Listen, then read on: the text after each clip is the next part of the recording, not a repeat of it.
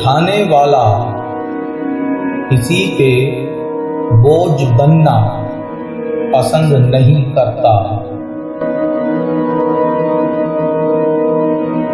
तालीम इंसान को बोलना तो सिखा देती है, मगर ये नहीं सिखाती कि कब, कहाँ और कितना बोलना है।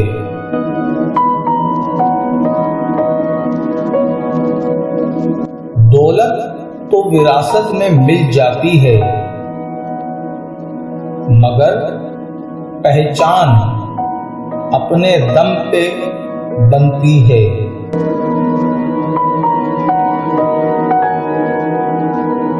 हम किसी से नाराज नहीं होते,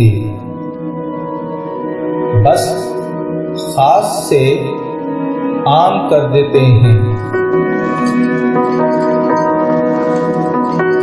कोई जब दिल दुखाए तो चुप रहना चाहिए,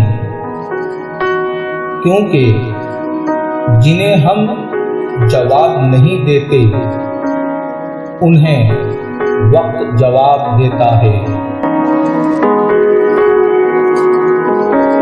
ये जिंदगी भी कितनी अजीब है, एक दिन मरने के लिए पूरी जिंदगी जीना पड़ता है। सबका दोस्त किसी का भी दोस्त नहीं होता। लोग हमारे बारे में क्या सोचेंगे, अगर ये भी हम सोचेंगे तो फिर लोग क्या सोचेंगे।